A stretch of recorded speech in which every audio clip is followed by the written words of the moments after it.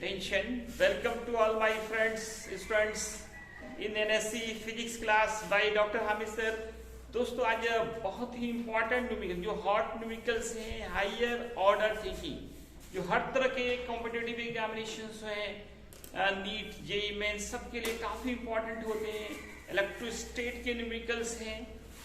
M करीम मैं page number आप 374 ऐसे मैंने क्वेश्चन भी आज दिख डाला है। पेज नंबर 374 में देखें एक क्वेश्चन है। क्वेश्चन क्या है? एक चार्ज है 120 माइक्रोकूलम का। कितने का? 120 माइक्रोकूलम का क्या है बच्चों? एक चार्ज। तारा उसको आप डिवाइड कीजिए, बांटिए। कितने पार्ट में? 2 पार्ट में। और जब उसको एक सर्टेन डिस्टेंस पे रखा गया तो फोर्स मैक्सिमम हो रहा है। फोर्स क्या हो रहा है? मैक्सिमम। तो कह रहा किस तरह से डिवाइड करेंगे आप उसको? आपको निकालने हैं एक चार्ज को 2 पार्ट में कैसे डिवाइड करेंगे जब उसको एक सर्टेन डिस्टेंस पे रखा जाए तो फोर्स मैक्सिमम हो जाए। तो इसके लिए पहले बच्चों हम लोग करेंगे क्या? सबसे पहले मान लेंगे पहला पार्ट Q1 हमारा Q है। अब दूसरा पार्ट क्या होगा? टोटल 120 को ही 2 पार्ट में डिवाइड करना है। एक पार्ट हमारा Q हो गया तो दूसरा पार्ट Q है। 120 माइनस क्या होगा? Q होगा। अब आप इलेक्ट्रोस्टैटिक फोर्स का फॉर्मूला आप जानते हैं, बराबर Q1 Q2 by are square. इस फॉर्मूले को यूज करें। यहाँ 1/4 पे एक्चुअली नॉट यूज करने की जरूरत नहीं क्योंकि कोई डिजिट नहीं दिया हुआ। जब सवाल में कोई डिजिट नहीं दिया जाए तो आप ये वाला सिंपल फॉर्मूला लगाएं Q1 Q2 by are square. अब Q1 आपका Q है, Q2 120 माइनस Q है, इसको पुट करें। अब इस क्यूब से हम मल्टीप्लाई कर दें, अंदर ले आए इसको 120 Q into Q that is Q square. अब आप कंसेप्ट लगाएं डिफरेंशिएशन का। डिफरेंशिएशन में आपने पढ़ा है कि किसी भी के मैक्सिमम वैल्यू या मिनिमम वैल्यू के लिए उनका डिफरेंशिएशन 0 होता है। मैक्सिमम या मिनिमम के लिए df by dq df by dx that will be 0। यहाँ पे हमारा वेरिएबल चार्ज है। चार्ज को ही आप 2 पार्ट में डिवाइड कर रहे हैं। हमारा वेरिएबल कौन है? चार्ज है।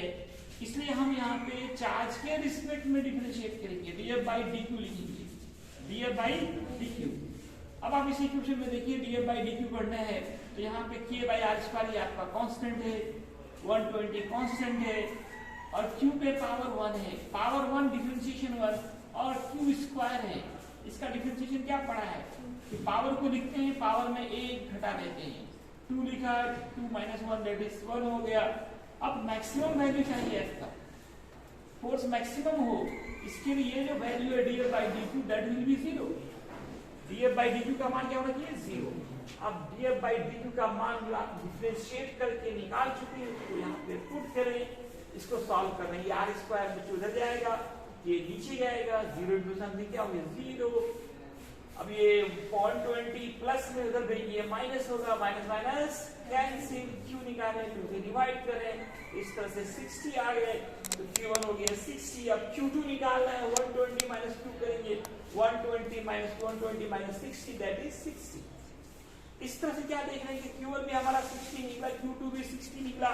अब यही सवाल अगर कंपटीशन में जहां ऑब्जेक्टिव टाइप है तो वहां पे आपके पास इतना समय नहीं होगा, इतना लंबा मेथड से करेंगे।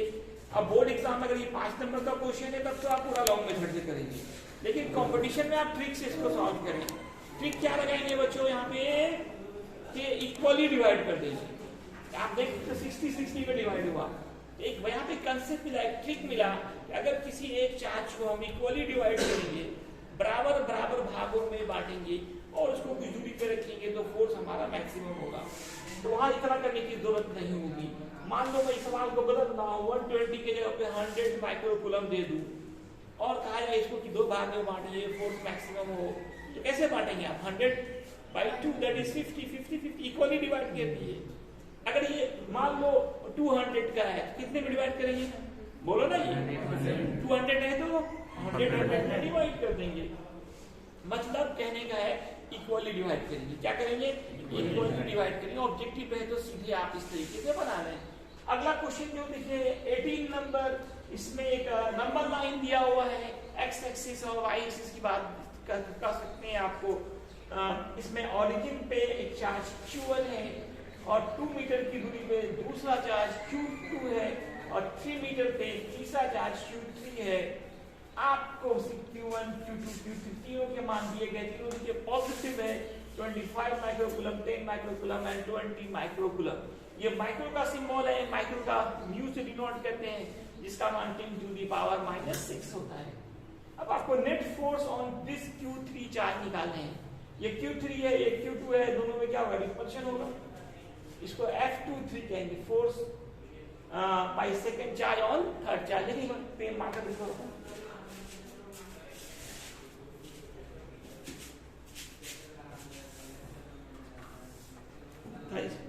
रोकिए वहां पर मार्कर। P2 करना है, फोर्स किस पे लग रहा है, तीसरे पे। कौन लगा रहा है, दूसरा। यहाँ पे तीसरे पे कौन लगा रहा है, पहला।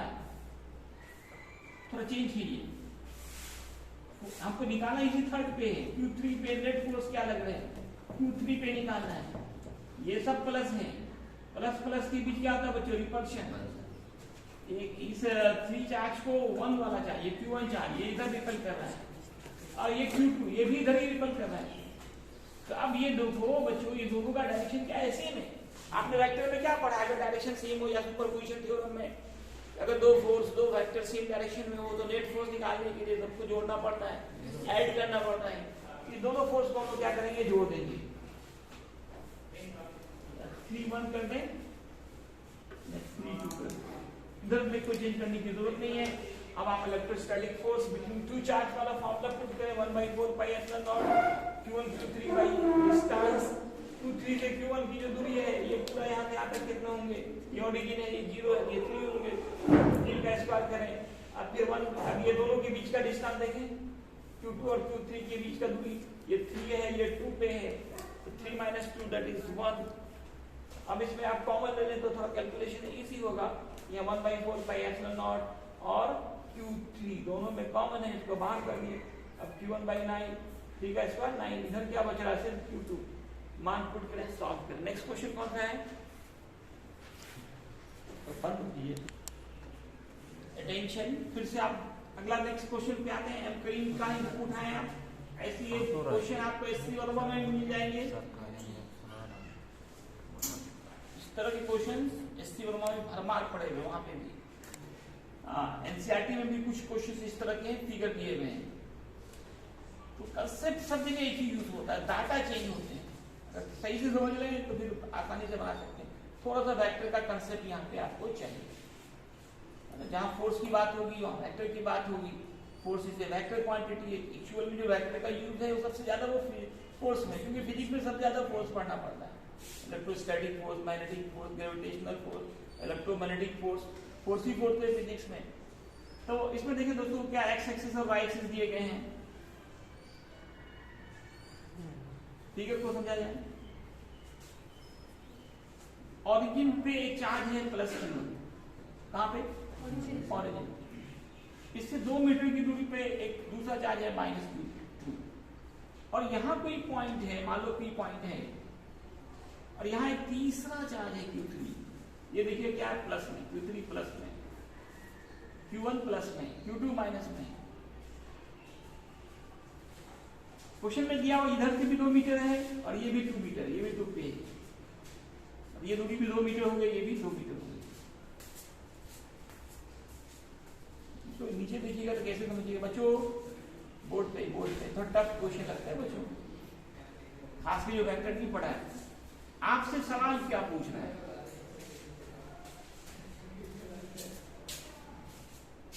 सवाल है कैलकुलेट, पढ़िए, in the given figure calculate the resultant force on the Q3 charge.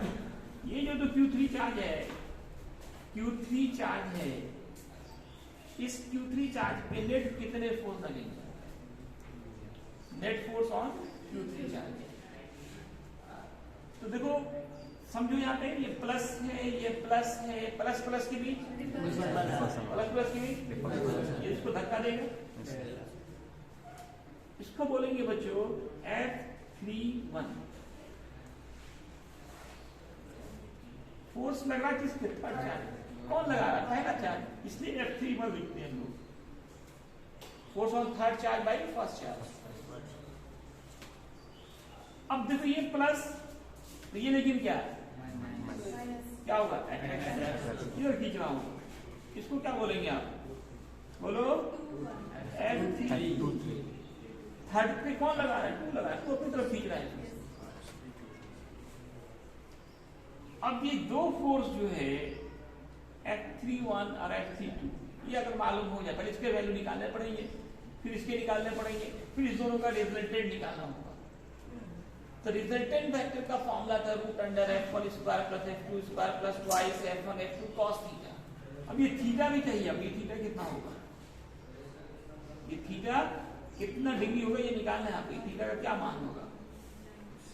तो देखो ये क्या बन रहा है, right angle triangle, this angle is 90, right angle triangle, this angle is 90 और this is 2 metre, this is 2 metre. अब ये दोनों एंगल में इक्वल होंगे, साइड्स इक्वल है, ये भी बराबर, दोनों बराबर है, तो एंगल्स क्या होंगे, इक्वल होंगे।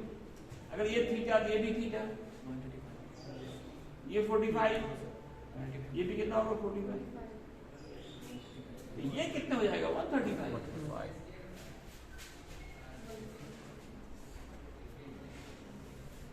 पीछे क्या क्या कर रहे हैं आप, पीछे बज रहा है।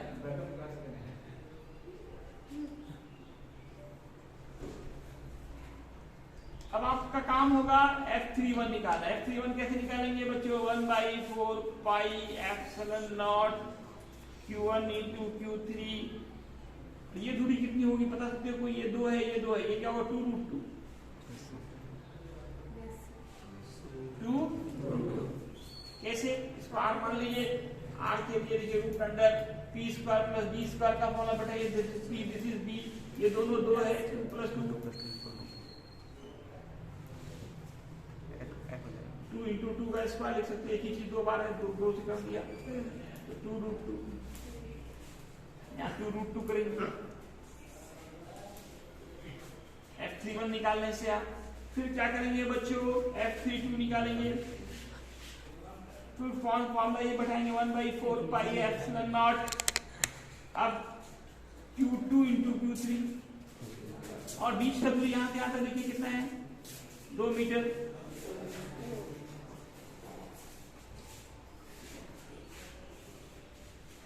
ये दो जब निकल जाए और थीटा आप निकाल चुके हैं 135 डिग्री। अब नेट F नेट या रिजल्टेंट को FR बोलिए, रूट अंडर कर दीजिए F31 का स्क्वायर F32 का square plus F31 into F32 into cos theta. तो आराम से बैठ के कैलकुलेशन कीजिए, थोड़ा लंबा कैलकुलेशन। नेक्स्ट बोलिए, नेक्स्ट क्वेश्चन। जो आप देखिए बहुत ही इंपॉर्टेंट न्यूमेरिकल क्वेश्चन, सबसे पहले आईआईटी ने पूछा, फिर नीट ने बार बार रिपीट भी हुआ कई बार, और बोर्ड एग्जाम में तो खास करके 5 मार्क्स के लॉन्ग क्वेश्चन, बड़ा मजेदार क्वेश्चन है, जादू वाला क्वेश्चन है। यहाँ पे जादू हो रहा है, कैसे जादू हो रहा है देखिए, यहाँ पे क्वेश्चन कह रहा है कि दो चार्ज बॉल को सिमिलर बॉल्स को, पॉइंट बॉल को, साइज बहुत छोटा है, इक्वल लेंथ के धागे से बांधकर एक ही पॉइंट से लटकाया गया, तो दोनों सटा नहीं बल्कि दूर रह गया, ये दूर रह गया, एक दूसरे से दूर है। जबकि इक्वल में आप करेंगे, एक ही पॉइंट से 2 बॉल को लटकाएंगे तो दोनों क्या होगा, सट जाएगा। यहाँ सट नहीं रहा है, हटा हुआ है। जादू लोग कहेंगे क्या ये सब पॉसिबल है? कब होगा? जब दोनों पे सेम चार्ज। तो अगर इस दोनों ही स्फीयर्स के अगर सेम चार्जेस हो, लाइक चार्जेस हो, लाइक चार्जेस हो, तब वो सेपरेट होंगे। ये दूरी भी दिया हुआ है, क्वेश्चन लिखे तो x मीटर, ये दूरी दी गई है, x का मान कितना है, x = 5 cm।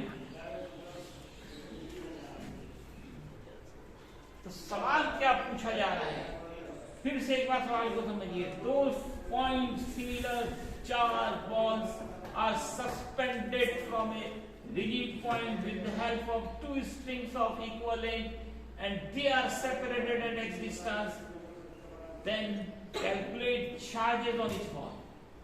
हर एक बॉल पे, हर एक स्पेस पे कितने चार्ज होंगे वो निकालने हैं। मान लिया दोनों पे क्यू चार्ज है, सिमिलर है, चार्ज के मान सेम होंगे, क्यू और क्यू2 मानने की जरूरत नहीं है, सेम चार्ज है, इसलिए दोनों पे साइज भी दोनों का सेम है, मास भी दोनों का कितना कह रहा है, मास कितने ग्राम है, देखिए क्वेश्चन पढ़िए तो 10 ग्राम और मास 10 ग्राम और मास 10 ग्राम।